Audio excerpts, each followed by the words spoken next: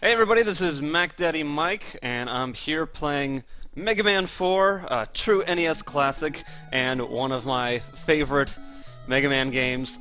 Anybody who watched my critical breakdown review, analysis, whatever you want to call it, of Mega Man Unlimited last year will know that I am a huge fan of the series, have played most of the games, although there were a few that I kind of intentionally skipped out on. And the series holds a special place in my heart, both from a gameplay standpoint and from a design standpoint. So what this video will be is, I'm basically just going to be playing through Mega Man 4 for fun, shits and gigs and whatnot, while also offering my kind of perspective on the game and the series itself. So the commentary, I guess, will be kind of jumping back and forth between me talking about this game and the others in the series. Why Mega Man 4? Well, Mega Man 4, to me, in my humble opinion, is the best of the NES Mega Man games. And what I mean by best, of course, is that it's the most well-rounded. No game is perfect, but in terms of its overall design, Mega Man 4 has plenty of strengths, and its weaknesses aren't quite as critical as 2 and 5, or as numerous as 3 and 6. And obviously we're not counting 1. So I'll kind of be reflecting on that as we go along, and since I will have plenty to say on Mega Man 4, I'll talk, because this is the game that I'm playing, I'll talk about other games as well. And I do say, you know, I consider myself to have a fairly informed opinion on the series, just based on experience and kind of, I don't know, I put a decent amount of thought into it, but I am just one man and one man's opinion, and I encourage discourse, so feel free to disagree or offer another perspective. Don't take my word as final, that's for sure. But let's jump right into it, and I'm going to start off a little unconventionally with a Ringman stage. Neat little vertical stage, very vertical inspired. Mega Man 4, I noticed, has a lot of kind of vertical climbing upward sections, more so than I felt 3 had. 3 did a lot of gravity falling, like stages that work downwards. This is one of the few stages I can really think of that starts off directly vertical, like a Lekman stage or whatnot. But in terms of my experience with the series, this was not actually the first game that I played in the Mega Man series. First one I played was Mega Man 5. My earliest memory of the series was Waveman stage, which is not your conventional Mega Man stage, for sure. But I was over at a friends of a friend's place. Oh no. Friends of a friend's place, and I just had this early memory of playing Waveman stage. And then after that... Oh, dang it! After that, I rented the rest of the series, starting with 2, then owned 3 and 4, and then eventually played 6, and then 1 was the last one that I played, which I guess is not the normal start for most people. But you'd think by the time I got to 1, I would have had a clouded perception of it, especially seeing how far the series has evolved. But when I think back to 1, you know, it's a decent game. Obviously, it evolved into a series that we really liked, but there's not really much you can say about 1. It was a rough start of a series. It was an idea that was kind of half-baked, and they would bake it at 450 for a good long while since then, into what we know and love. Gameplay, you know, there were some problems with the engines, it was slippery, but the level design for starting off a series was fine.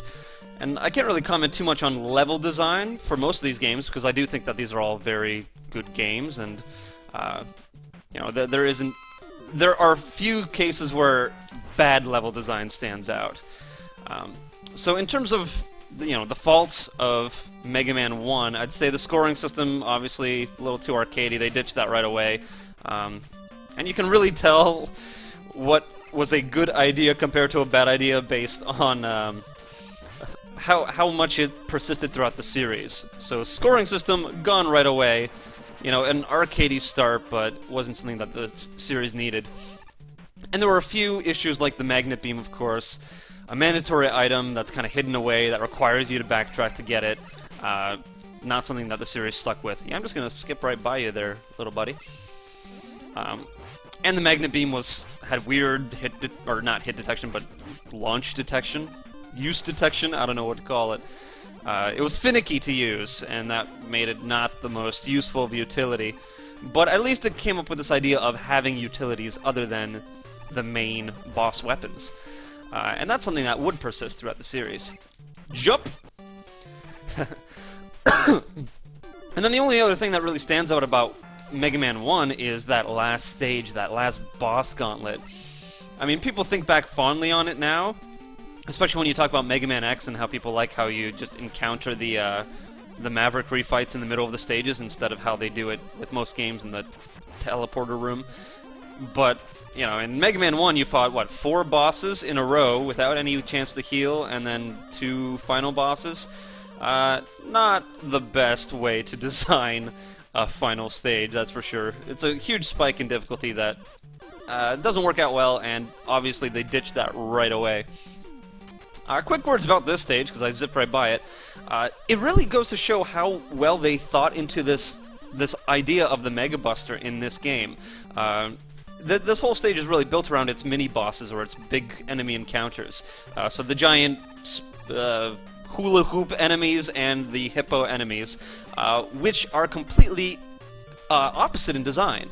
The big hippos you basically cannot beat with a Mega Buster because every time you wait to charge, it rises back up to the top. So it's a boss or mini boss that's designed around rapid fire, whereas the more circular hula hoopy enemy is designed around your Mega Buster. It only makes itself available to be attacked for a split second, so it's all about saving up the good shot and timing it just right.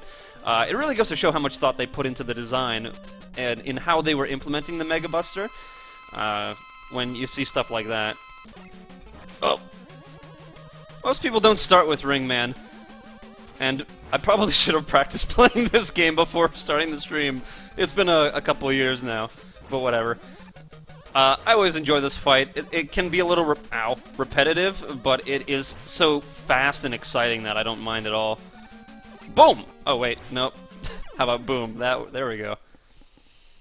I like to play a little game, and I have since I was a little kid. If you stand right in the very center of the room when you beat a boss, oh, I didn't do it. But if you're right in the very middle, it won't actually make you jump. You'll just kind of teleport up to the middle of the screen. It's some weird glitch. I don't know why it does it.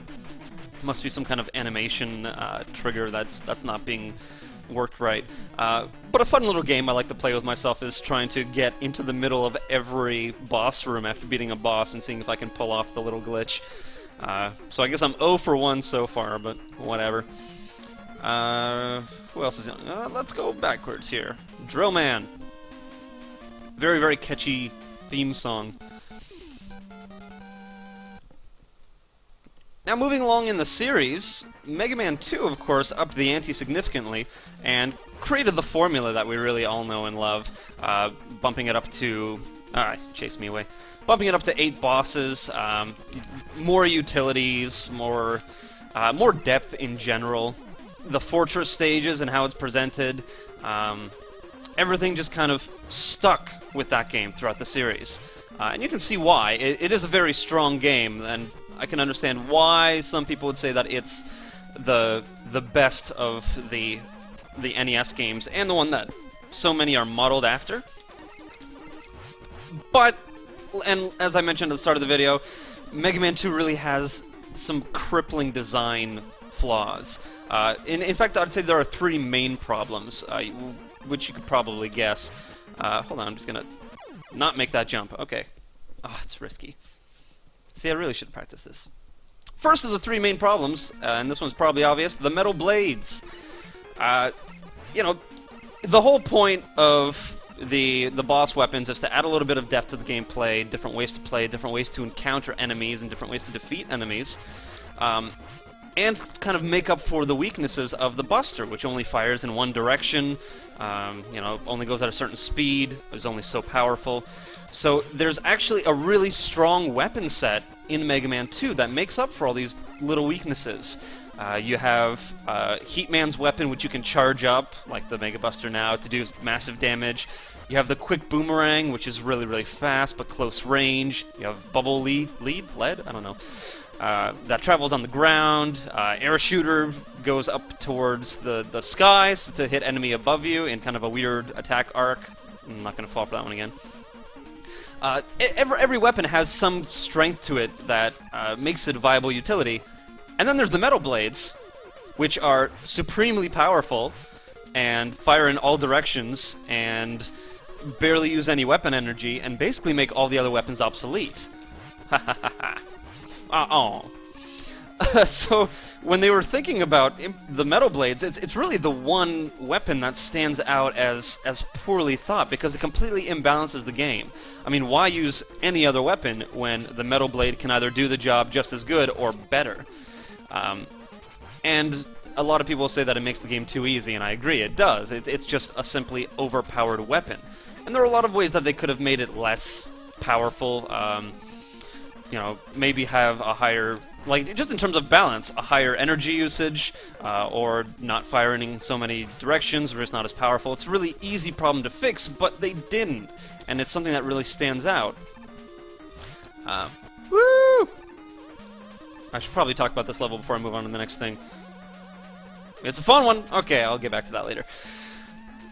The second biggest flaw in Mega Man 2, and this one might be a little contentious, is the Quickman stage in general. And if anybody's, like I said, watched my Mega Man Unlimited Critical Breakdown, I talked about this in depth, but basically the Quickman stage is one of the most poor designed stages in the series, and part of that is because it removes basically all depth. There's only one way to get through it. You don't really have any way to approach it differently. It's all just solving the one platforming puzzle in the one way that it's supposed to be solved. And you'll notice that the Mega Man series itself and Capcom had strayed away from that kind of level design ever since Mega Man 2, only using those lasers a couple of times in the actual series. But for some reason, fan games use them all the time, because it's a cheap difficulty supplement. Unfair difficulty supplement, if you ask me, because it's just rote repetition until you figure out, you know, the exact button combination to get it right. Ah! So close. So, and I can't really think of anybody I know or anybody I've met online who looks back fondly on Quickman stage. It's not a stage that people go to first when they've turned on Mega Man 2 and are like, oh, I can't wait to get a Quickman stage. So I think that should speak wonders itself. And the last main problem with Mega Man 2 is Wily 4, I believe is the stage. And that's the one that everyone remembers with the Crash Bomb boss that... The idea wasn't terrible, of having a puzzle boss that you kind of have to figure out what the gimmick is in order to defeat it. But the gimmick is tedious, it's frustrating, you end up having to... Unless you're an expert player and you know the exact strategy to... let's go with Diamond. You know the exact strategy to beat it in one shot, you end up having to farm back for Crash Bomb energy, and it's just... It becomes a waste of time, and it's really tedious and annoying, and you can tell why they didn't do something like that again. And again, that's a sign of a poor design mistake when they don't repeat it. Thankfully, they learned from it. Or maybe they hadn't, and I'm missing something that is similar to that boss in other games that just is failing my memory. Feel free to tell me if that's not it. Do have a question here. Did I ever play Mega Man Legends? And you caught me? That is one of the few games that I have not played.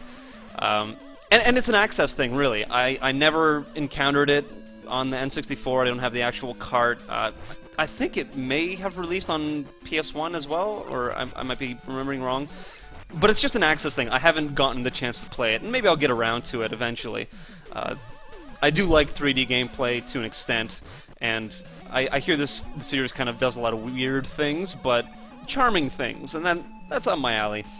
The only other really big Mega Man game or series that I avoided other than Legend games was Star Force, and that was a personal decision. I really loved, and I mean like I really loved the Battle Network series, but it's just, like, as soon as I saw that they dumbed down the action and made all of the combat on one plane, it felt like the Star Force games were like Battle Network Lite, with so much of the depth removed. And maybe that's wrong. Maybe I'm not giving it a fair shake, but I haven't heard too much to say the otherwise. So I guess maybe I'm not missing out too much. I still do love the Battle Network series for the most part, so maybe eventually I'll give it a chance if people hype it up enough. I should probably say something about Dive Man Stage. Love the music. This was actually one of the first songs that I ever learned to play on piano and recorder. It's just got a fun melody, I don't know. And this pit, fun story about this pit. One of the few branching paths in the game that leads to a hidden bonus item, bonus utility. I did not find this myself when I played through the first time. My sister and I used to play this game all the time, and one session we were playing through, and my sister got bored, and she's like, "Okay, I'm done." And instead of turning the game off, she wanted to just like kill herself. So she jumped into that pit, thinking that it would be an instant death. And then when it kept on going, our minds were just blown. We're like, "Whoa, what is down that pit?" And then we found the wire adapter. And I thought that was the only adapter for the longest time. I found out about the balloon adapter by complete accident. I put in a password back when you actually wrote down your own passwords. And I guess I input it wrong, and when I started the game, I had the balloon adapter in my inventory and was like, "What? There's another one?" It was quite shocking for young little me. Whoop! Yep, probably could have waited for that. Never quite understood how these mines work. Some of them work on proximity, but I feel like, I don't know, like that one activated differently. Maybe it is all proximity, but that one didn't go off, and I was pretty close to it. Now it goes off. I don't know. I don't understand it. You'll notice I'm playing through these levels in an order that doesn't really give me any advantage against the bosses. Yeah. I don't know, just like to switch things up. I've played through this game enough times as a kid that sometimes you just need to play things a little bit differently. Another boss that really uses the Mega Buster to great effect, because you have to charge up while dodging and you can lay off a really good damaging shot. But again, it's the rapid fire that saves you from the missiles. I'm getting really lucky with the boss pattern here. This is a much more exciting fight when he just kind of rotates between the dive bombing attack and did I get it? No, I don't think so. I like that the music waited for my air bubble to make it to the top. That's just kind of funny. Damn it, I was off on that one too. Oh well. Time to get into some of the really contentious stuff, and I know I have some unpopular opinions on the series with this one, but Mega Man 3. Mega Man 3 was the first NES game that I owned, like the first Mega Man NES game, anyway. Let's go Skullman. And I loved it as a kid, but it's one of those games that you look back on and you play these days with kind of a better idea of how design aspects work together to formulating a balanced game. And you realize that it's really not that good. And, you know, maybe you disagree, but hear me out. I'll explain it as best as I can. First of all, the good things, absolutely terrific soundtrack. I mean, the series has always been known for a great soundtrack. Mega Man 2 kind of had a rock techno vibe, whereas Mega Man 3 really took advantage of kind of rock sentimentalities in its composition, and there are some super memorable tracks that stand out in that game. Absolutely love the soundtrack, can't say a bad thing about it. And the major contributions to the series are, of course, Rush, who is so iconic now, and the Slide, which is terrific. Adds so much mobility, it adds so much depth to encounters, it allows the game to kind of create more speedy enemies without making the game unbalanced, because you now have a way to counter enemy speeds with your Slide. Thank you, Flip Top. But it is a sloppy and unfinished game. And if you read into the actual design history of Mega Man 3, that's exactly what it is. It was an unfinished game that was kind of rushed to completion. The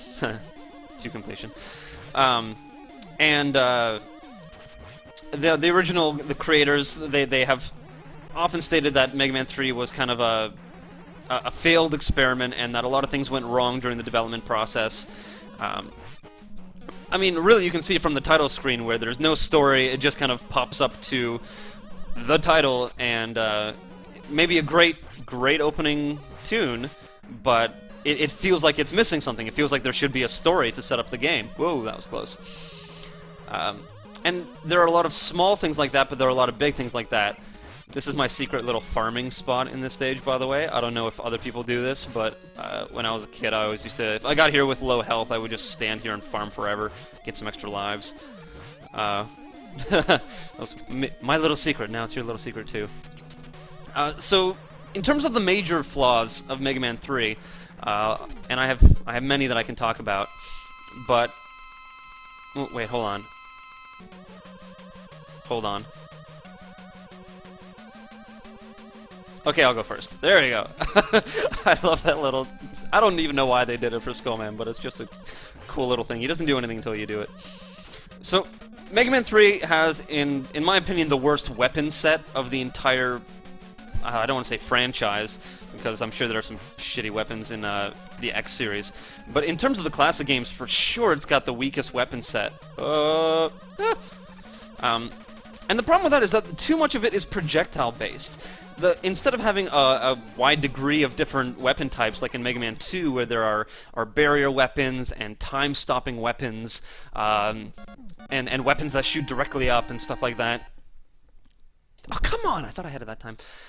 Mega Man 3 is 7 slightly different projectiles, and then top spin, which, I'm sorry, is a bad weapon, is a bad utility. It's basically no reason to use it over any other weapon.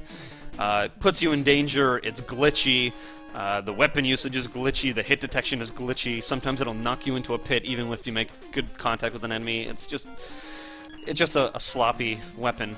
But the other ones are barely any better. I mean, you have one that shoots a little extra fast, one that shoots a little extra slow but is more powerful. You have one that travels on the ground, you have one that homes in, you have one that can be aimed, but basically they all fire a projectile directly in front of Mega Man. So it doesn't add for as much utility as other weapon sets in the series. And in a lot of cases, it's not as useful as just using the regular Buster. And even with that, it's still slightly imbalanced. I mean, there are few situations that you would not use Shadow Blade or Magnet Missile, both of which offer the kind of mobility supplements that the other weapons don't do. I mean, Surge Snake is super weak. There's pretty much no reason to use it over any other weapon. Spark Shock is useless against most enemies and is actually a detriment to you in a lot of situations because it doesn't do damage. And I don't think you can switch weapons while it's active. Same with Gemini Laser. It's really a poor weapon set that is difficult to use and difficult to use effectively.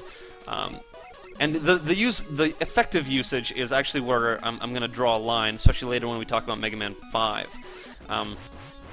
But aside from the weapon set, I love the slowdown on that. I've always did that as a kid.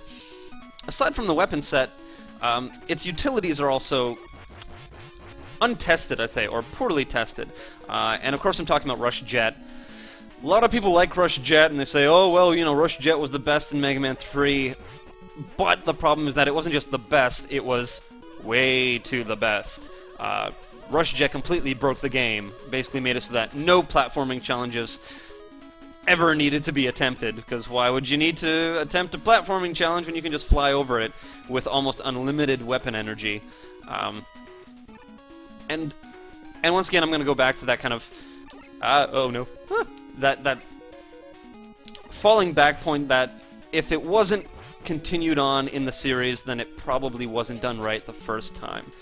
And so they very much fixed Rush Jet in Mega Man 4 and beyond by making it less completely overpowered. Oh, that should have killed you, Brightman. Another trick to this boss, he'll only use his Time Stopper, or Flash Stopper, I think it's called, ability based on how much health he has. So if, and it happens at certain markers, I think the 75% point, 50%, and the 25. So if you hit him once with a regular shot, and then use only powered-up shots for the rest of the fight, he won't ever use his Time Stopper ability. It's a neat little cheat. A little, like, depth to the fight that I like added in this game. So aside from the broken Rush Jet, Another thing that people might disagree with me on. Man, I really suck at finding the middle today. The dock stages. I hear from a lot of people that, you know, the ones who think that Mega Man 3 was the best or had the most to offer, they refer to the dock stages as a highlight. And those are, of course, the stages where you fight the Mega Man 2 bosses again. And admittedly, when I was a kid, I thought this was a cool idea. But looking back on it now, the dock stages are really lazy.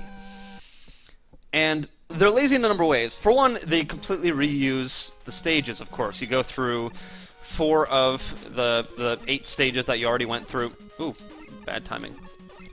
And you refight bosses that they used in another game. And you think, okay, well, that's cool. You fight, you know, old bosses in a new game. You get more Mega Man 2. But really, if you want to play Mega Man 2, play Mega Man 2. There's no reason to reuse bosses from Mega Man 2 when they could have made 8 new bosses for you to fight. The only reason that you would want to do that is that it saves time.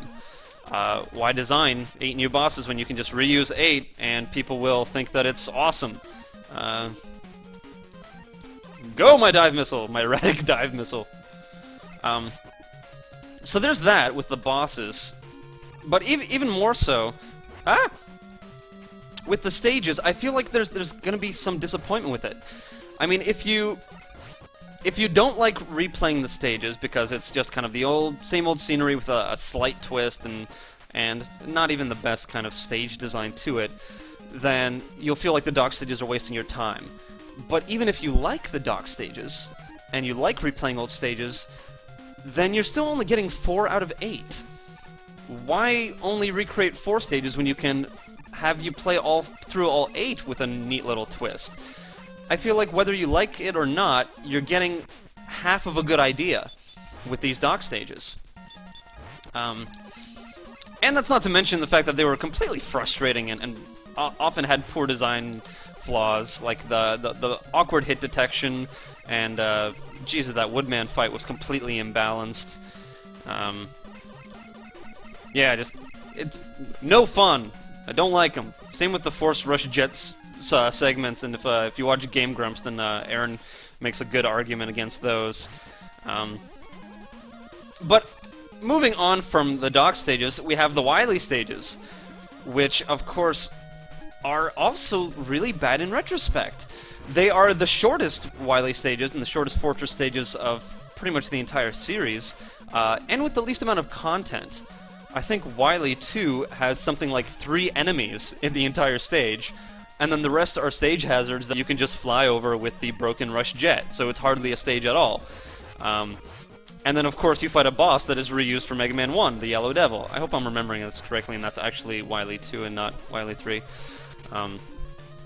But again, it's more reusing old content instead of offering you new content. It's lazy, it's uninspired, it's sloppy design.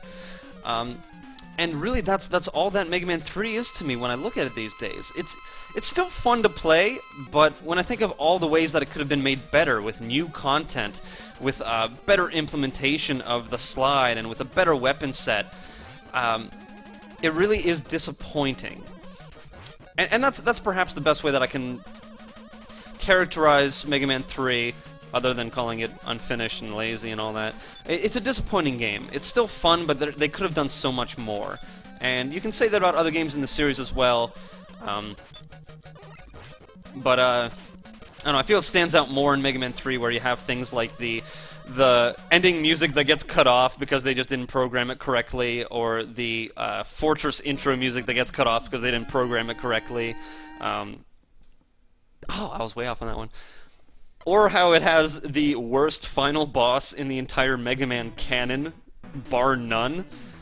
I mean, it's just a bad fight that you can stand in one spot and not get hit by for the longest time, and that you kill with top spin, which is a joke.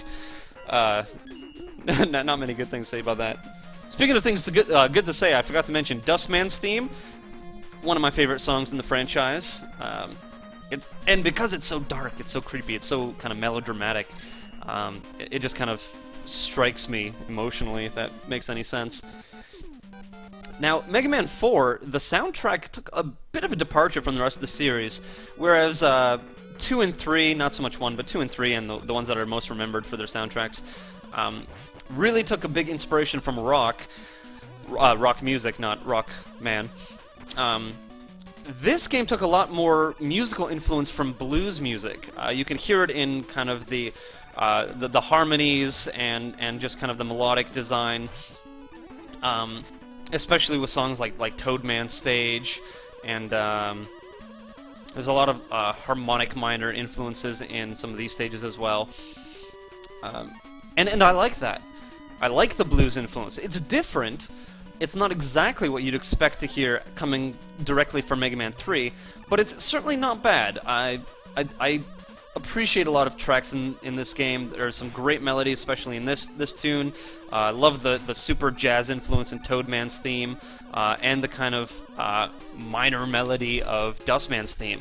It's stuff that really resonates with me. Now, in terms of the Mega Buster, and this is something that people are split on as well. A lot of people like the Mega Man games pre-Mega Buster, but I personally love it. I mean, it adds more depth to the gameplay. I do like how they made it so that the charge sound doesn't persist in Mega Man 9. 9 and 10 with Proto Man's gameplay. It was just a little minor thing that needed to be broken up. But the Mega Buster adds so much because it puts timing into a bigger perspective in the game design. You can design more enemies that have invulnerability and that rely on you to time your shots very carefully. It creates this trade-off between wanting to shoot really fast or save up a burst of energy that kind of puts you at a disadvantage when engaging enemies. And in this game in particular, one of the things that is implemented very well is the hit points of the enemies. You'll notice that a lot of enemies are not killed in one Mega Buster shot.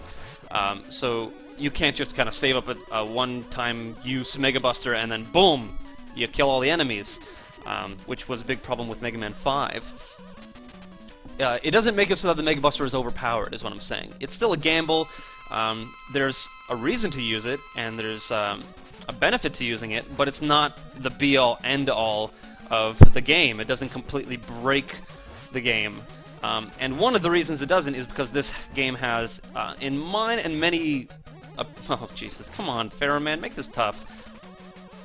I like dodging you. Oh, but only when I do it right.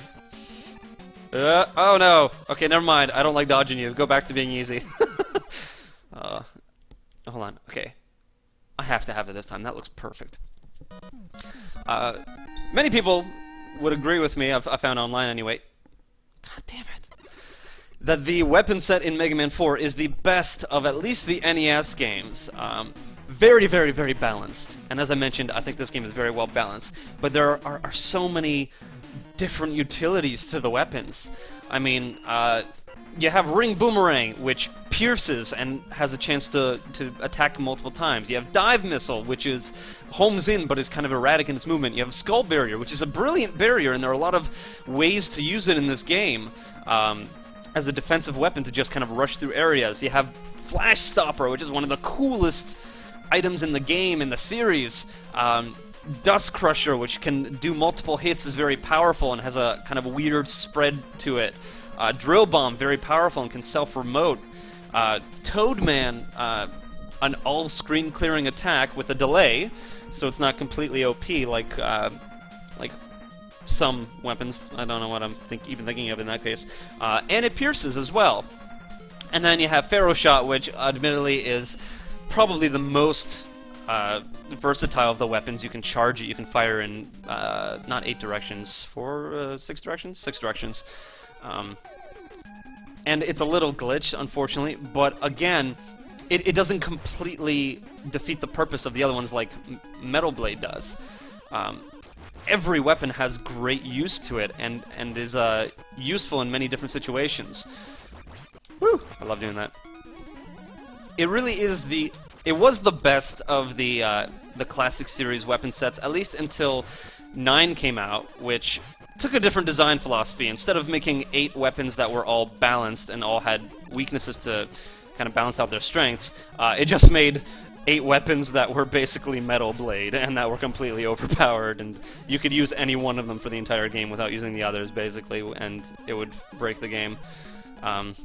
Which clearly I'm a little bit bitter about. I much prefer the balanced weapon set of Mega Man 4 over Mega Man 9, but that's another point to make entirely. But another, like, the Mega Buster is something that I really wish they didn't get rid of, especially in Mega Man 9 and 10 when they jump back to that kind of Mega Man 2 style of game design. It's implemented really well here, especially with the enemies. Enemies like this, where you have to save up a really good shot and you can kind of zip by a boss, or you could rapid fire, and it's just another way to fight it. Ah! Wasn't quite ready for that. And then, of course, to kind of counter the criticisms I had of Mega Man 3, Mega Man 4 has 2 fortress stages instead of 1. Or 2 fortresses, rather I say. So instead of replaying dock stages and reusing material, you have completely new material. It's another just really... I don't know, it's a good way to implement new content instead of reusing old content, which Mega Man 3 relied too much on. And I'm gonna have to make a little side point here. I really like this encounter, especially because it does something that this game does really well, in that it makes you fight different mini-bosses with slightly changed stage hazards.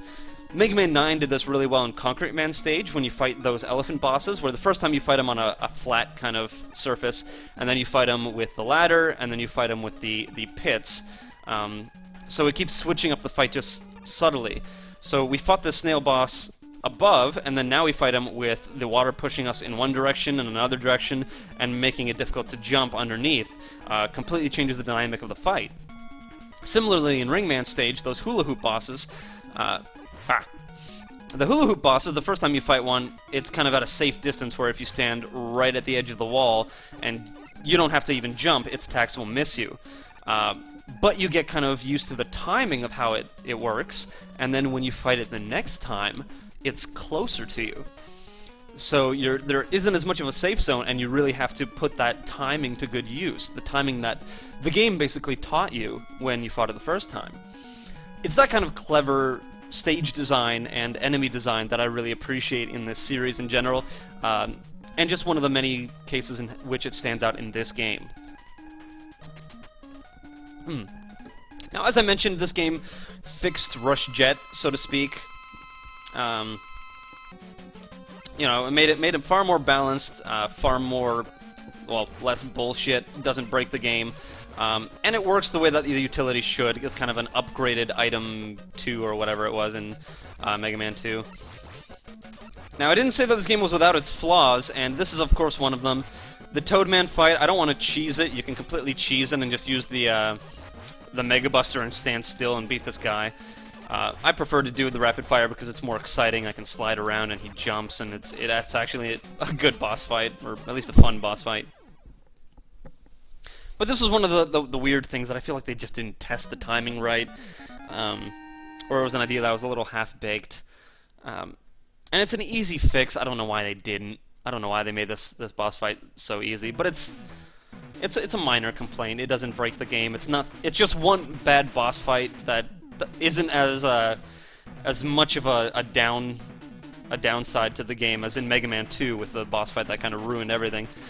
And makes the game come to a grinding halt for new players. It's just, a half-baked boss idea, unfortunately. But another thing that this game added was the hidden items, which is something that, again, persisted with the series. A sign of a good idea, something that keeps coming up again and again. And the wire adapter is really cool utility. The balloon adapter is basically just item 1 from Mega Man 2. I think it's item 1. I can't remember. It's been a while. But again, they just subtly change the way that you can approach different things in this game, and they're not kind of bonus items like... thank you. Like the rush adapters that you get from beating bosses. It's something that you can look for, and that excitement you get when you find a hidden item makes it all worthwhile. If they had something like that in Mega Man 3, maybe would have saved it for me in some way or another. I'm sorry, I'm harping on that game a little bit too much. Again, very kind of bluesy inspired minor melody to this track that I really appreciate for the soundtrack. Let's show off some weapons. Toadman! Always very useful in this room. Oh, and thank you. Because it can kill those enemies even when they're otherwise invincible. And of course I'll talk more about Mega Man 4 as we're going along, because that's clearly the game that we're playing.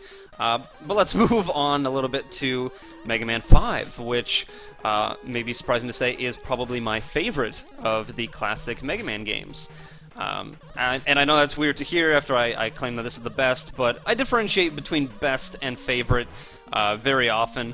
When I say best, I'm thinking more of a design standpoint, which is the one with the fewest flaws, and for favorite, you know, that's completely subjective.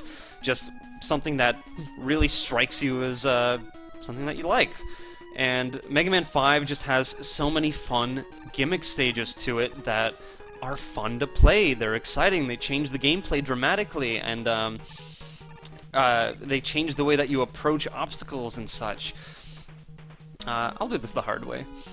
For example, Gravity Man Stage, a huge fan favorite. Everybody loves Gravity Man Stage. I'll keep this equipped in case I fall over.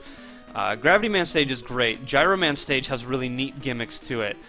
Wave Man Stage has you riding a jet ski that like never happened again, unfortunately. Although that was really cool. I kind of wish they kept that. Just some really cool, unique level designs there. Whoops, I don't have anything useful equipped there. Drill Bomb! No! Thank you.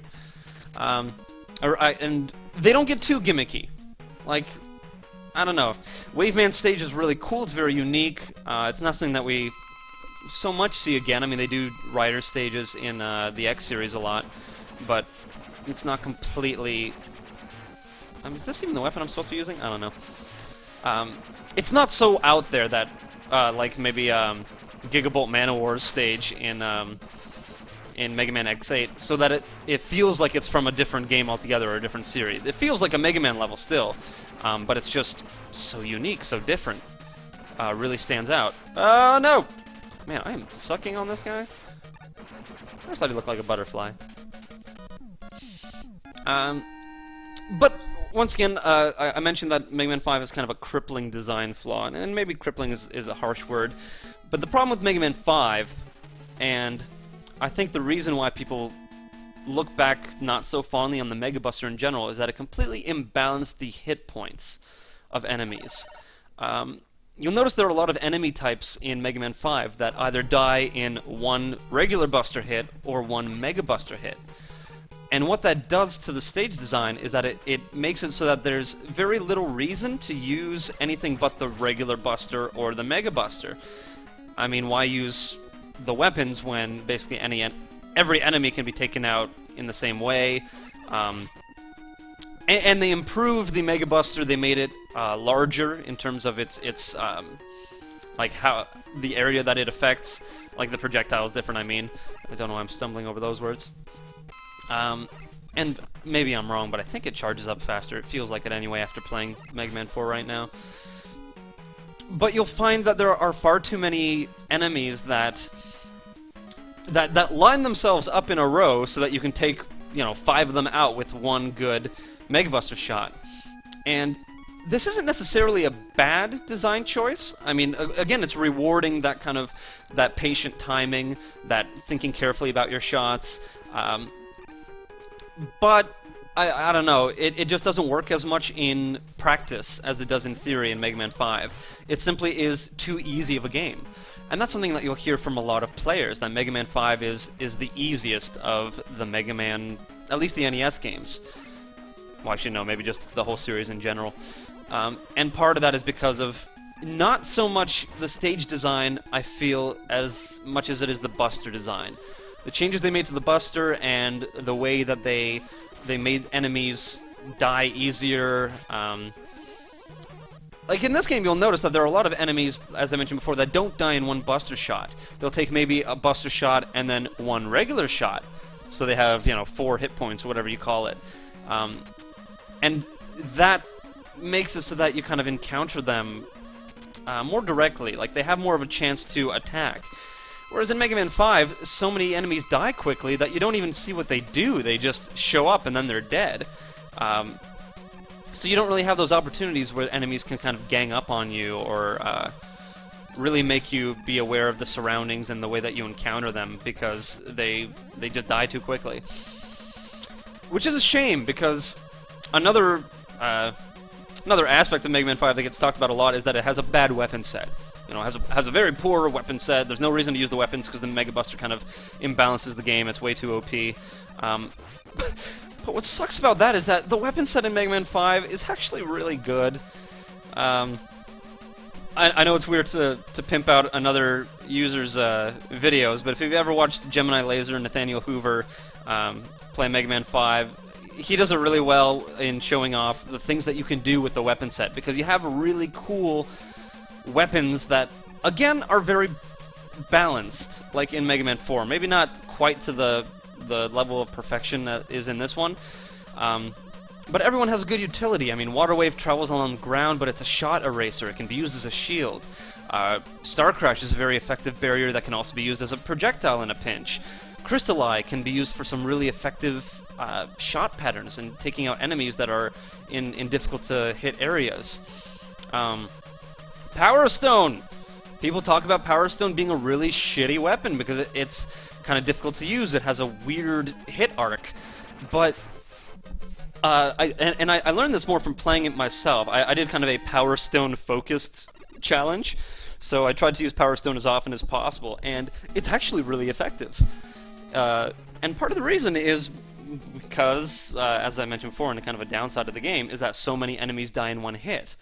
So it doesn't matter how strong Power Stone is, its spread arc is really useful in levels where you're surrounded by a lot of enemies that die in one hit, because one use of Power Stone will take out a whole bunch of them.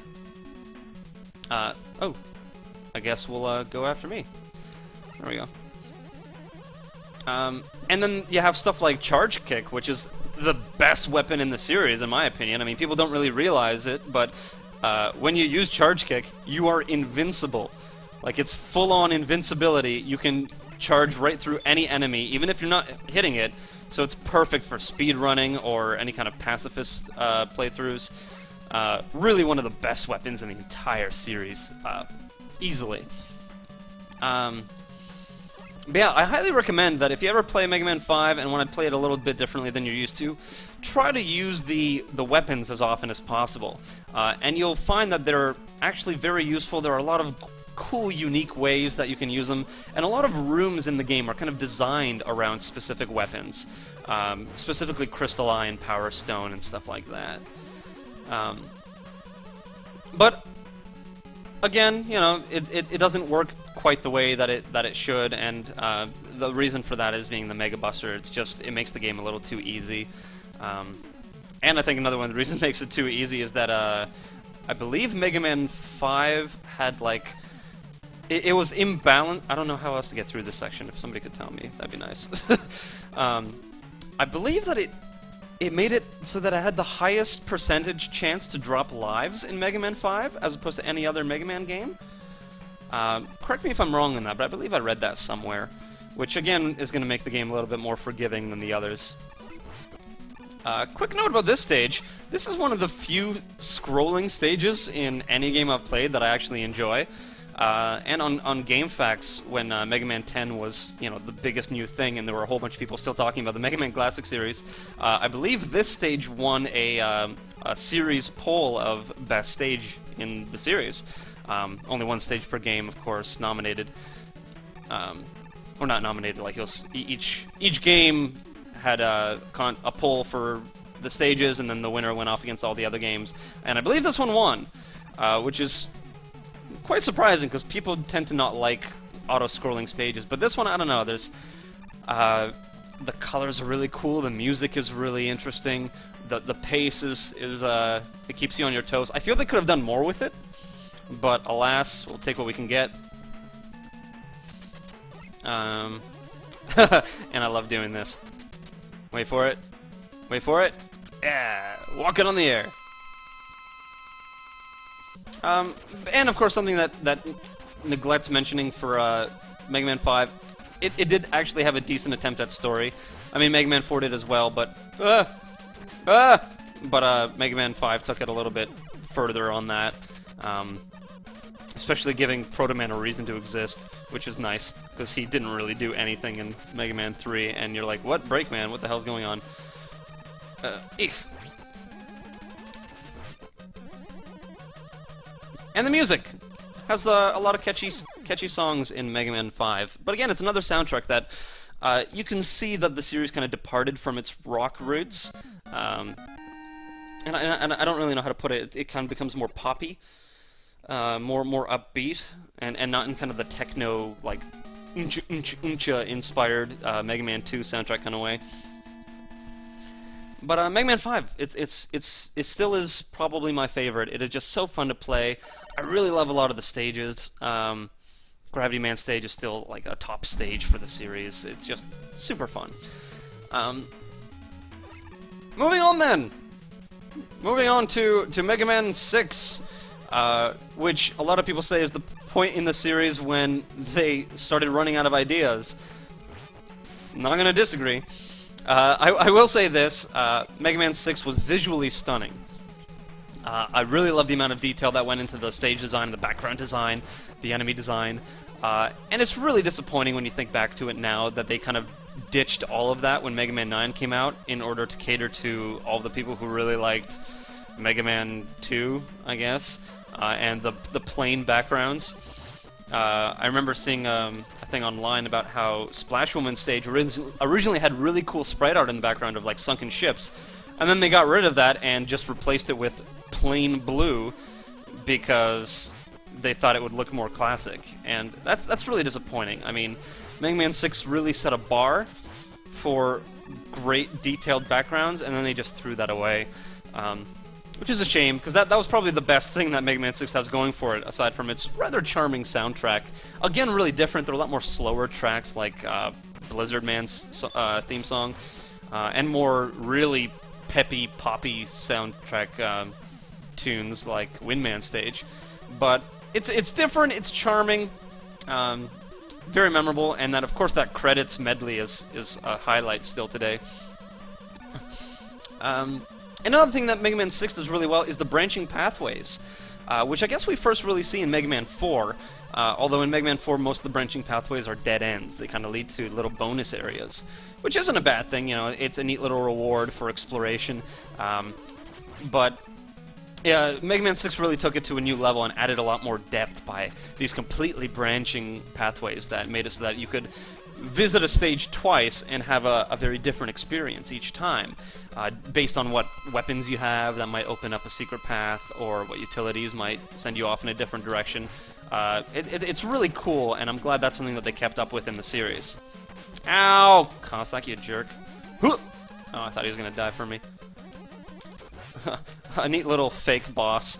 I like that they made this arena kind of tight quarters. It feels like you're cramped by his movement and his shot pattern, even if he's not the toughest boss.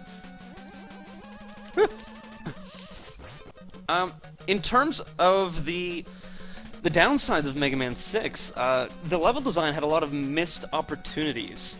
I mean, they did have the branching paths, but I feel like they could have even taken that a little step further. Had more viable branching paths, better implementation of the weapons. Again, it was kind of a weak weapon set in 6. It was both unbalanced, as in Mega Man 2, and kind of unoriginal, as in Mega Man 3, where a lot of them were just kind of projectiles that you fire forward, or were really difficult to use and were hard to implement correctly. And the suits. I mean, the suits were a cool idea. I'm talking, of course, about the Rush suits, the power adapter, and the jet adapter.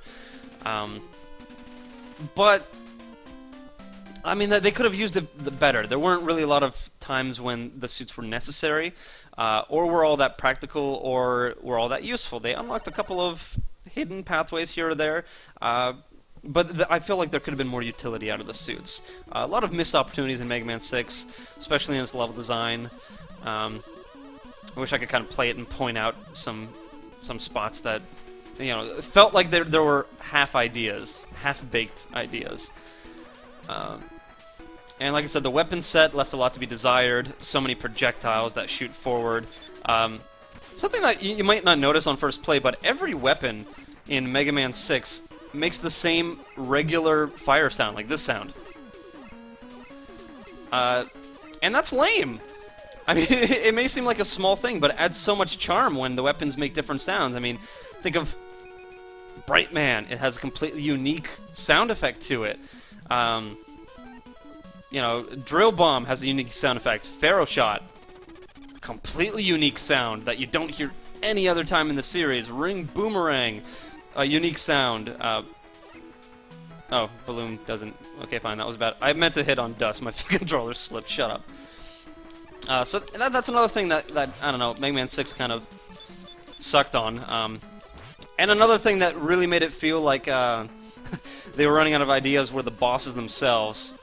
Specifically the boss patterns. And one of the problems I had with the boss patterns, and that you'll really notice on replay, is that all of the bosses basically have 2 moves, and one of them is jump. Which makes for some really lame encounters. I'm looking at you, Plant Man, Night Man, Wind Man. I guess he doesn't jump, he hovers, but you know what I mean. Hey, speaking of cool, unique stage gimmicks, I love this stage. I really do. If you haven't figured out the gimmick already, it's that the only enemies in this stage are Mets. And you fight, what, 5 different kinds of Mets in this stage? Which are just so charming and so cool. And it's kind of a silly idea that you would never think that they would do. But it works so well, and this is such a fun, memorable stage. And it's one of the few water sections in this game. Hello, Yoku Blocks. And that's something that I should point out as a flaw in this game. The Rush Marine adapter. I love the Rush Marine adapter. It's one of my favorites to use. And yet there's basically no reason to use it in this game. There are only, what, 3 stages in the game that have water in it? Maybe 4? You get the Rush Marine adapter in one of the stages with water. So that takes out a third of its utility already. I feel like there should be more water sections to make use of the Rush Marine. I mean, that's why they got rid of the Rush Marine ever since this game. I guess they just didn't want to make enough water levels, but that's a shame. I really like the water levels. I like what it does for the platforming. Ooh. Pardon me. But yeah, Mega Man 6, it doesn't do as much necessarily wrong, but it's just a very uninspired game. A lot of the bosses in particular feel like stuff that you've already seen before in other games. I believe one of the fortresses in that game... Ow! Oh no, that hurts. Oh, this is a bad start. One of the Boom. Jesus, I'm terrible. One of the fortresses in Mega Man 6 apparently looks like way too similar in design to one of the ones in Mega Man 5, like they just copied and pasted. Oh, come on! I waited so long for him to jump, and he tricked me. Ah, shoot, I forgot there's no checkpoint before the boss on these stages. Oh well. Was that my first death? No, I died on Drill Man stage. Oh well. I guess it was never going to be a no-death run anyway. Whatever. One of the reasons I actually picked Mega Man 4... Oh, thank you. Aside from it being, you know, my personal... my pick for most balanced of the series... was that I just wanted a game that I knew well enough that I could run through it and just play it at my own pace while being able to talk kind of complicatedly over it. I mean, I'm trying to remember so much about these older games and my critical analysis of it, if you would. And I guess moving on in that regard, Mega Man 7! I didn't like it, but probably for all the reasons that you can already predict. I don't like the visual style. I mean, the colors are nice, but they made Mega Man way too big. The levels feel cramped like one of the Game Boy games. I don't know. There are too many weapons with a delay. I hated the weapon set in 7. I feel like instead of making it so that every weapon has a strength but also a weakness to not make them overpowered, they just made 8 weapons that all kind of sucked and were detrimental to use. Like, why is there a delay on the Scorch Wheel? I don't know, but it makes it a very difficult weapon to use. I'm trying to. I was trying to lure him into a short hop. And Noise Crush isn't really effective unless you use it off of a wall, so you kind of have to plan that in advance. Wild Coil is kind of strange to use. The burst item is strange to use. Slash Claw can like plant you on the ground if sometimes. Freeze Cracker is pretty cool. I won't say anything bad about that. But like Junk Shield, there's a delay when you use it. Why can't it just activate immediately like all the other barriers in the series? It's that split second that makes it cumbersome of a weapon to use. And it's a design choice that I can't really get behind. And another personal point, and I know this feels kind of hypocritical or maybe counterintuitive, but I felt Mega Man 7 just took the amount of items and the amount of hidden items to an extreme. You pretty much have to replay every single level to get all the stuff in there. I mean, in some ways that's a good thing, and some people can argue it's a good thing because there's hidden stuff in every level. You know, that's cool. We can search for stuff. But I hate having 2 pages to my menu. I absolutely hate it. This is what a menu should look like in the series. This is perfect. You know, I have all my weapons exactly where I need them.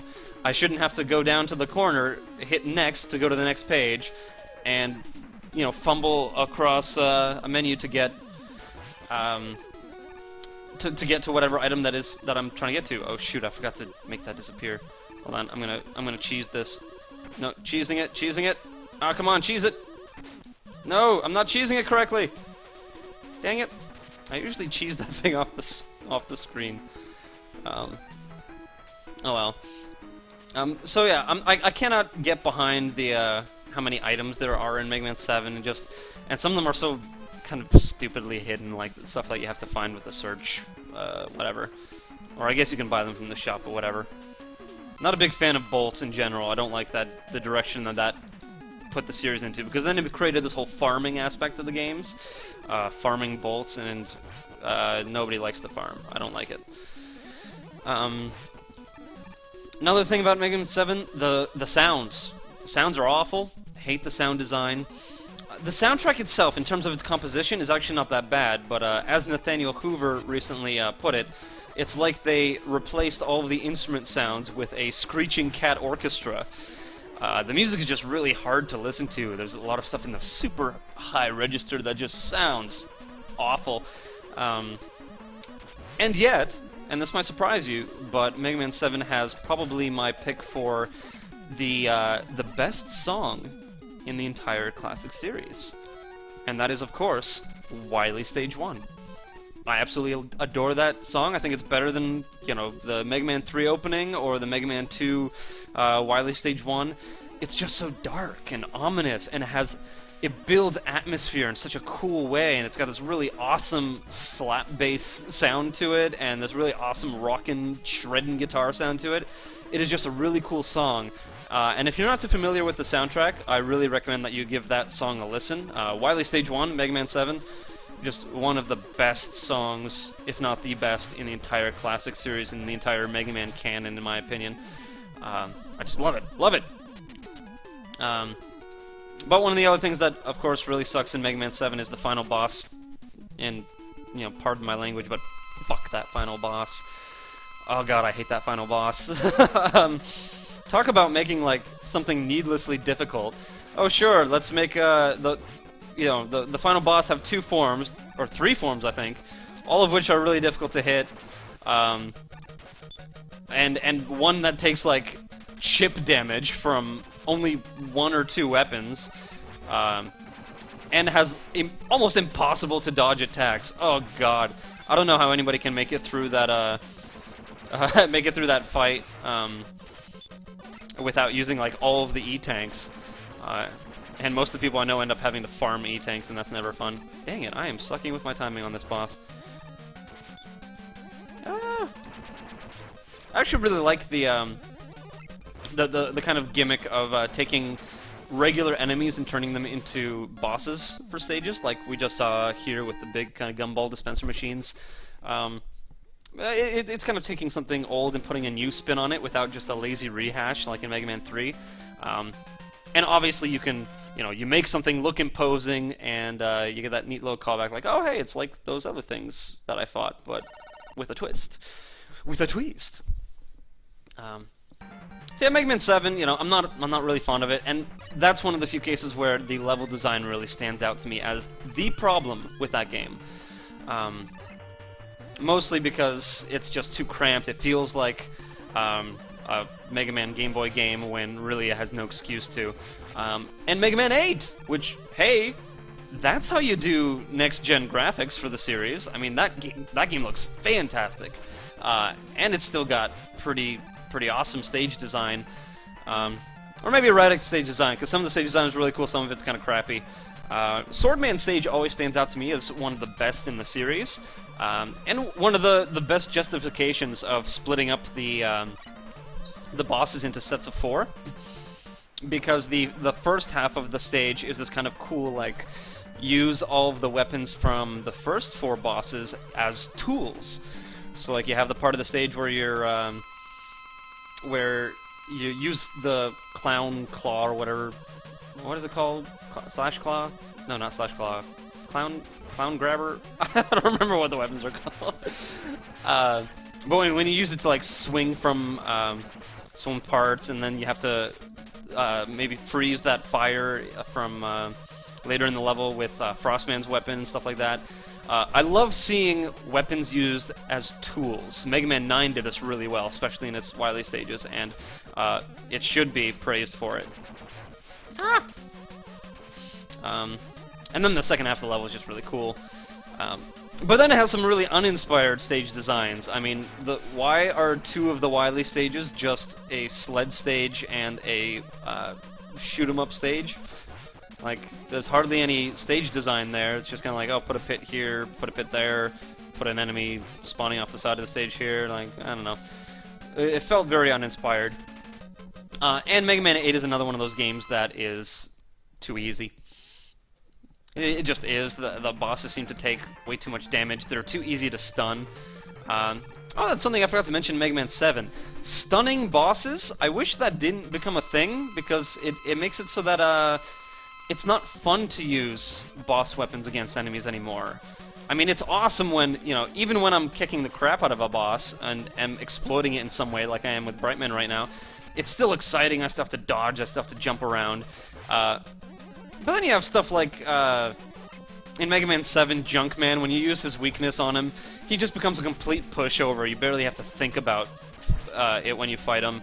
And just adding boss stun just completely imbalanced a lot of the boss fights for the rest of the series. I wish that was something that never happened. Yeah, not much to say about Mega Man 8. Once again, it uses that whole bolt system that I'm not quite a fan of, but and it's overall easy, but it's fun. It's one of the ones that I'll always play through if I just feel like, oh come on, you jerk. If I just feel like playing through a Mega Man game and not having to worry about it or not having to stress about the difficulty, because it's a really easy game, but it's still engaging, it's still fun. I don't have too many terrible things to say about it, although it isn't one of the better games, I will admit that much. Rockman and Forte, or Mega Man and Bass, as some of you might know it as. I really like that game. This is gonna sound weird. So, I mentioned that I hate how many items there are in Mega Man 7 because of the 2-page screen and whatnot, and how much stuff there is to collect in the levels. And yet, I love collecting CDs in Rockman and Forte. Now, the reason for the distinction is that it's not a change to the gameplay in Rockman and Forte, or Mega Man and Bass, whatever you want to call it. I call it Rockman and Forte because that's how I played it first. It's just an extra bonus thing. You know, you collect these little CDs, and you get these neat little touches of, I hit my controller wrong, and now it's thrown me off completely. Just these neat little data discs that are just fun to find, and like you can search through secret levels or secret parts of levels and stuff like that. It's like a little Easter egg hunt. It's not necessary. It doesn't change how the game is played, so you don't feel like an asshole for missing something like a big weapon or whatever like is hidden in Mega Man 7. It's just a neat little fun thing for people who like to collect stuff. And it's a small distinction, I know, but I'm making that distinction between Mega Man 7 and Rockman and Forte in this case. Again, I'm not going to cheese this guy because I like sliding around him. This is just a fun, engaging fight. But yeah, Rockman and Forte, goddamn, it's hard. Goddamn. No E-tanks, really ludicrous stages like King 2. That's probably the hardest stage in the entire series. Jesus. Oh my god, I cannot stand it. But I don't know. I guess it adds to that sense of rewardingness when you actually can beat it, which I can. I do. I played it enough when I was younger to be able to handle it nowadays. Actually, just the other day, not yesterday, but 2 days ago, I played Mega Man 10 for the first time in a while. And I completed that game when it came out, of course. I was ecstatic when it did.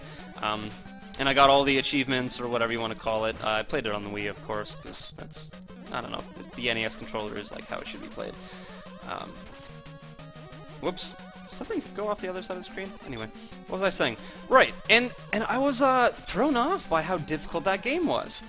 Like, I was dying left, right, and center, and I know it had been a while since I had played, and I was a little out of practice. But, I mean, I'm out of practice for this, and I can still hold my own with it still being kind of challenging, but without being ridiculous, whereas I felt like Mega Man 10 was almost unbalanced. And then I thought about it, and I feel that one of the biggest problems with Mega Man 9, well, less so with 9, but more with 10, in terms of the difficulty, is that the games were designed around the slide and the charge. I mean, they have to be, because you have two playable characters, so to balance the kind of, you know, being able to play as Proto Man with his abilities, you have to take that into account when you're designing the stages. So, even if it was just in the back of the minds of the designers, they designed Mega Man 10 with the charge shot and the slide in mind. But then if you play as Mega Man, you don't have either of those, and you're at a disadvantage against a lot of the enemies. Oh no! Because what you'll notice in Mega Man 10 is that there are so many enemies that just move so much faster than you. And have such a natural advantage against you because of their movement speed, or their attack speed, or there are times when there's just so much on the screen that it's difficult to dodge. Like in like those locker enemies in Strike Command stage. Jesus, those parts were the hardest when I was playing through recently. And it would be made bearable if you could slide. Less so the charge, I mean the charge, whatever, but the sliding I felt was really necessary to make the gameplay fair. And you can only get that as Proto Man. Again, one of the reasons that I really wish that they didn't go for that whole Mega Man 2 design where they got rid of the charge and the slide. Not only because it removes depth from the games, but because I feel like they forgot about it completely when they were designing the levels. The levels don't feel like they were designed like Mega Man 2. They feel like they were designed like Mega Man 4. And when you don't have the same abilities as Mega Man 4, then there's that incongruency that completely throws off the challenge spike in the game.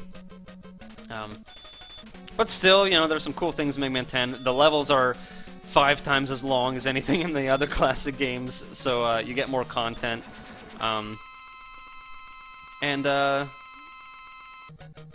Yeah, okay, let's switch my focus to talking about this game.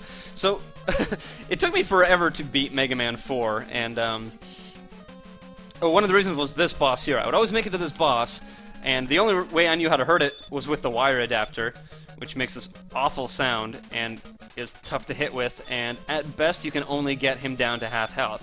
So I would get him down to half health, and then I would have no idea what to do. I would try using Rush, but I would get my ass kicked, even using all my E-tanks. And then one day, my sister, the same sister who found the wire adapter, was again playing the game and was like, whatever, I don't care, stop kind of paying attention, and started to rapid fire the drill bomb. Oh shit, I didn't fill that up. Oh shit, I didn't fill that up. God damn it. I forgot to fill up the drill bomb. I didn't realize I was going to need it. Oh no! Well, I guess I'm going to choose this anyway. But yeah, the drill bomb you can remote detonate, and I didn't know that before. So that really got in the way of fighting this boss, because it's basically his weakness. Oh, come on! Come on! Dang it. Oh no, slide. Oh, this is going to be bad. Okay, let's see what I can do. I'm gonna have to use some E-tanks. Damn it! Oh, there goes my no E-tank run. Okay, hold on, I got this. Oh no! Oh no! Oh no! Damn it! Oh, where does it start me? It starts me nowhere near. Oh no! Oh, this is bad. How am I gonna beat him?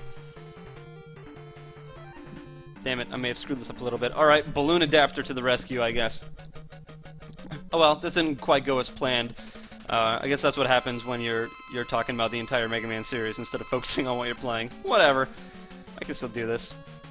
But yeah, one of the most memorable things for this game for me is, of course, the really awesome set of Fortress bosses. I mean, the mobile skull machine is so iconic, and I mean, yeah, Wily's had a skull machine every single game since then, I think, that I can remember anyway. And it all started here, and this thing looks threatening. I mean, just look at the giant Hadokens that it shoots. How am I gonna do this? Crud. Okay. Alright, and now the hard way. If there is some other way to fight this guy... Oh, wait. Oh, that's not gonna work. 'Cause I can't switch to... Oh, this is bad. This is bad, everybody.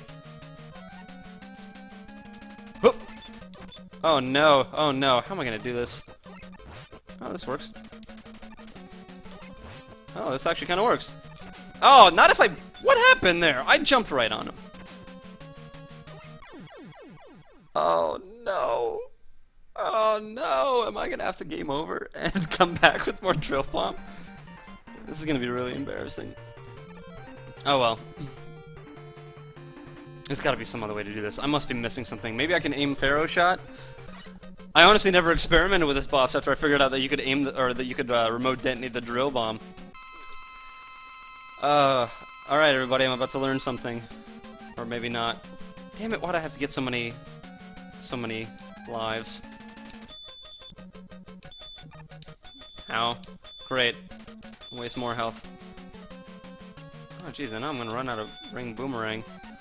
Can I... Okay, I can still hurt this guy normally. Wow, I feel like I'm a first-time Mega Man player now. Because I did not anticipate running out of weapon energy. Okay. Okay. Okay. Okay. Hammer time. Nope. What if I charge it? Nope. Dust Crusher. Robots in disguise. Toad! You know, I know that can kill Wily when he's trying to escape, but I guess not otherwise. Okay, that's not gonna hit him. Bright's not gonna do anything. Oh, can I freeze his projectiles? Nope, that will only screw me. This is bad, everybody. Oh well. Rush Jet! Let's do this!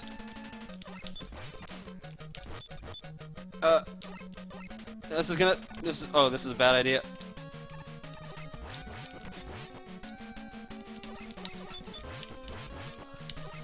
Oh man, this is such a cheesy way to do it. Remember when I said that I had an informed opinion and that I've like played this game to death and was awesome at it? I take it all back. I'm a bad man. Oh no! Oh no! Oh no! Oh no! Ooh, that was actually kind of cool. Oh, and then I screwed that up. I'm gonna run out of energy for this. Oh no. Oh wait, okay, I need to make him disappear. Oh, that works. Okay. Am I gonna do this? Am I really gonna do this? Oh, I'm gonna be so mad if I actually fail this. Gotta play it super safe. Okay, not so safe that I'm not gonna dodge attacks. Come on, Mac. Alright. I need to conserve my Rush Jet energy. The Rush Jet isn't as... Oh no, this is bad. Oh, this is so bad. Man, I wish they had invented weapon tanks by this point in the series. That would really help me out. Alright, come on. Come on.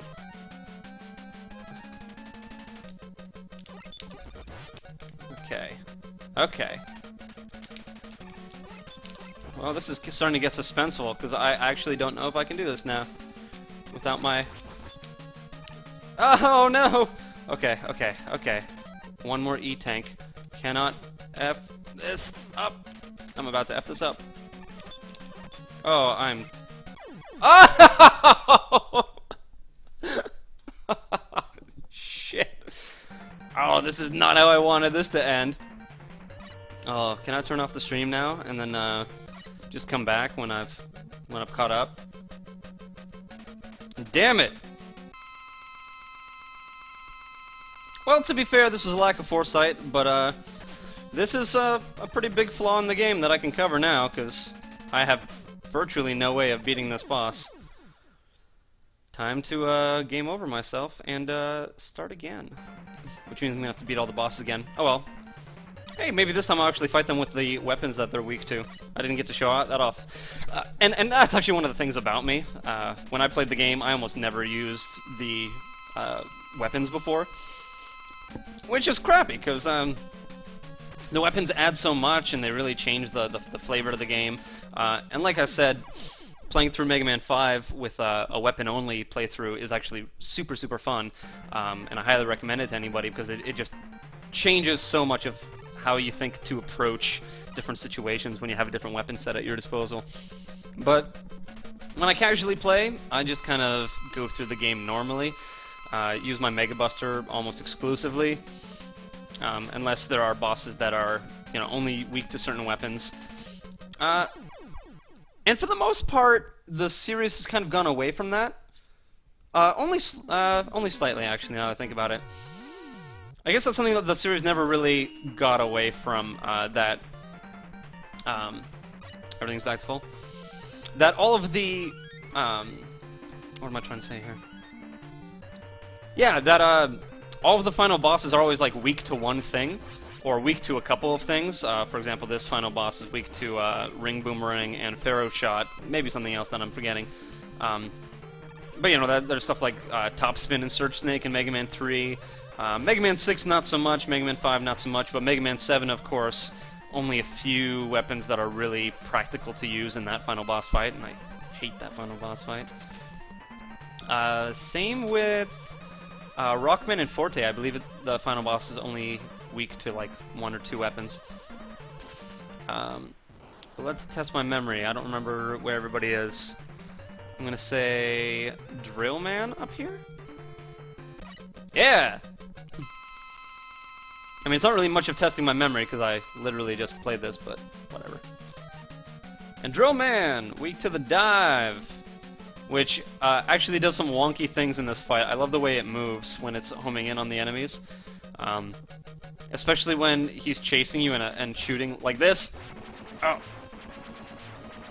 I guess it didn't do any of the fun stuff, but when it does fun stuff, it's fun. Get him! Get him! Oh no! Gotcha! And I gotta remember, I don't need to save that for anything. Who's in here?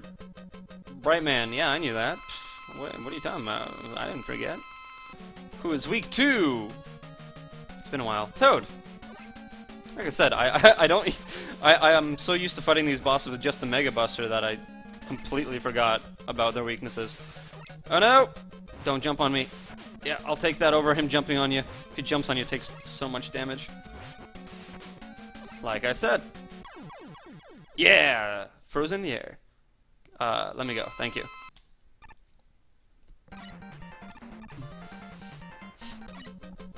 Skullman!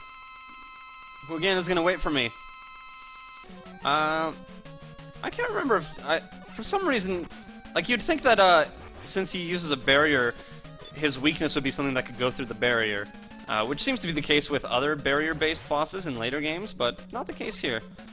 I guess that was an idea they just kind of, I don't know, they ironed out as the series went on. Boom. Dive. Yeah!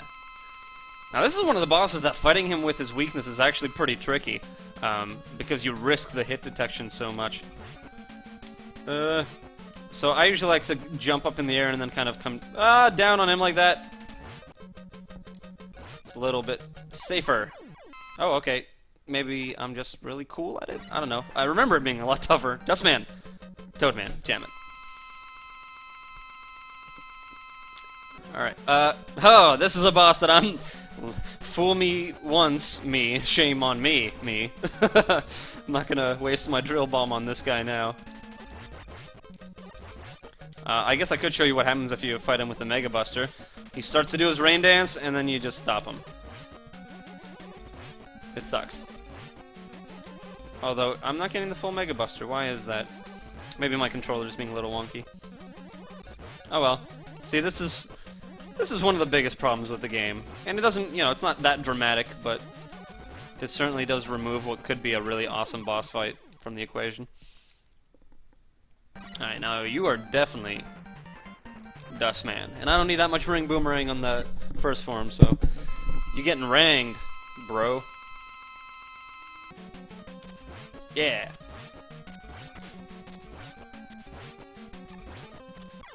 Well, that was tough. Yeah, another one of the problems with this game, sometimes the boss can get kind of locked in a pattern that isn't all that challenging, but I guess that happens with all of the Mega Man games. Whoops! Forgot how to fight this guy. Ah! I forgot that firing off the big ball actually freezes you in place for a moment. Not ideal for fighting this guy. But man, I love that sound. Hold on, let's do it again. Whoosh. I probably could have used that against the final boss, but oh well, whatever. Who does that leave again? Pharaoh Man! Oh, speaking of bosses that are made cripplingly easy with their weakness. The only boss, I believe it's the only boss that's affected by Bright. And boom! Time. Damn it. I like freezing him just at the perfect height so that I don't have to jump.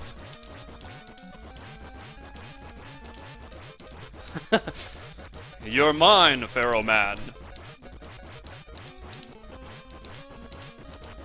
Okay, I would like it if you like landed in front of me so that I didn't have to keep jumping. It would make this fight go a lot easier. Thank you so much. Oh, well, that wasn't necessary. Oh well. Get me out of here. Alright. My shameful round 2. Or I guess round 8, because I had to kill myself. Oh, sorry, I can't hear the music over this loud, very loud chirping sound.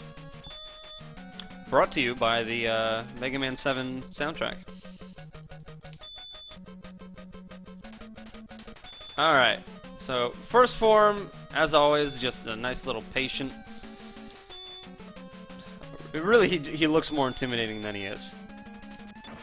And now, he gets as intimidating as he is, because damn this form. Okay. Deep breaths. Okay. Yeah. When he... Okay, see? Now why couldn't I have done that before? Ow. No, wait. I got you, Wily. Oh!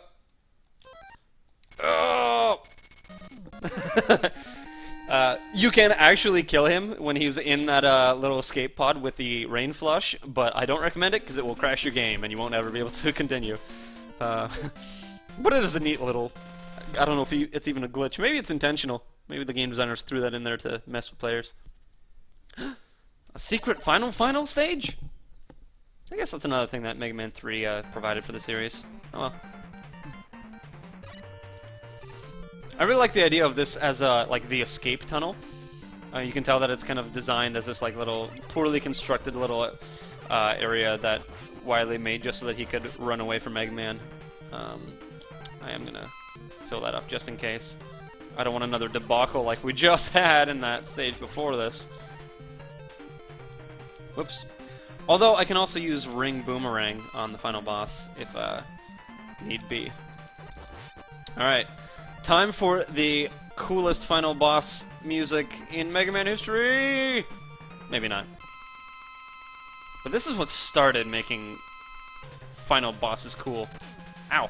Haha, gotcha! Gotcha!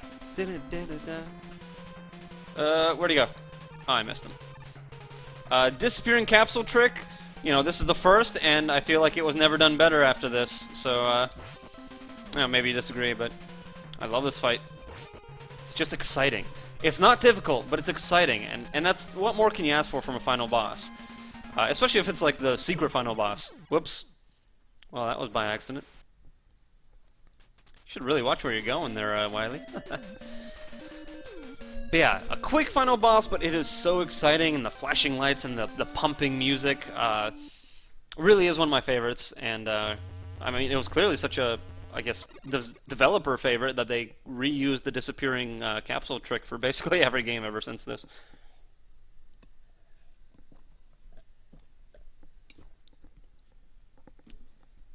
When I was a kid, it always took me the longest time to realize that was supposed to be his flying saucer. In Mega Man 3, I thought it was a giant Mega Man head that was flying away and then got caught in a tree. But the ending sequence of that was so weird and incomprehensible anyway. Now we're riding home on a train, and a really, really awesome ending music track here. I mean, hell, when I say that this soundtrack is very blues-inspired, I mean, this speaks for itself. This is just bluesy as bluesy can get. Love the shifting background and everything, and the idea of the going home adds this dramatic weight to the ending. But yeah, this is Mega Man 4, and jeez, I love this game. I mean, it's not without its flaws, clearly. You know, some of the bosses were a little, it could have gone through some more testing, and there are some old series conventions that really they could have moved past, like the bosses that are so dependent on one weapon type to beat. But it does so much right. The stages are fun and varied. There's a lot of vertical sections that are used effectively. The weapon set is the best in the NES series, anyway. Many people will argue 9 is better, and I can get behind that. But personally, I prefer Mega Man 4's. I really enjoy the music. It's different, but it's memorable, and it's more moody and atmospheric, I feel, than 3 and 2 were. And it's just I don't know. It's a well put together game. It's a well balanced game. I feel the difficulty is in a right spot. You know, it's not quite as frustrating in some areas as 3 and 2 were, but it's not as easy as 5. It's like the perfect medium. If that's how I would describe Mega Man 4, it's like the perfect medium. And like I said at the opening of this stream, it has plenty of strengths and it has some weaknesses, but it's the most well-rounded of the NES games. And that's why it holds such a special place in my heart. And we have a neat little callback to Mega Man 2's credits theme. I must say, I love the colors. Especially during this ending sequence. When I was a kid, I always used to try to remember the order that they appeared in based on the colors. Weird kind of color association thing. But yeah, Pharaoh Man, super cool. Toad Man, I know people harp on him a lot, but Toad Man is actually one of my favorite bosses in the entire Mega Man canon. And it's purely aesthetic. I just love the look of him. I think he looks cute. Just a giant robot frog. And I like the color green that's on him too. It's a nice shade. And I wish the fight with him was more exciting. And I've seen, I think there are some fan-made games that actually fix that fight a little bit. Make the delay on his rain dance move a little bit shorter, so that you can't just charge up your Mega Buster and wail on him like that. Or maybe some of them had made it less interruptible. I don't know how. But, you know, there are a lot of ways to fix that fight. It's a small point. But yeah, thanks for joining me on this ride. It's been fun. Hope you had some fun. If you disagree with anything I've said, please tell me, because that's cool. I can see a lot of people telling me that, you know, screw my opinion on Mega Man 3, but whatever. But yeah, that's been fun. Maybe sometime I'll do a kind of neat little retrospective on other games in the series, or other series, or other things in general. You know, shit, I don't know. I got a lot of ideas. But this was fun. I kind of wish I got to... I remembered more to talk about Mega Man 9 and 10, but oh well. and kind of wish that I had more to say about the Game Boy games, because I haven't played them in so long, and other than 4 and 5 on the Game Boy, they were kind of forgettable anyway. Um, but hey, maybe in a future stream I'll talk about the Battle Network series, which I love, the X series, which I have kind of a rocky relationship with, and maybe by then I'll have gotten the chance to play Mega Man Legends or the Star Force games. I don't know. We'll see. But thanks for watching. Thanks for playing. And we'll see you next time. Later.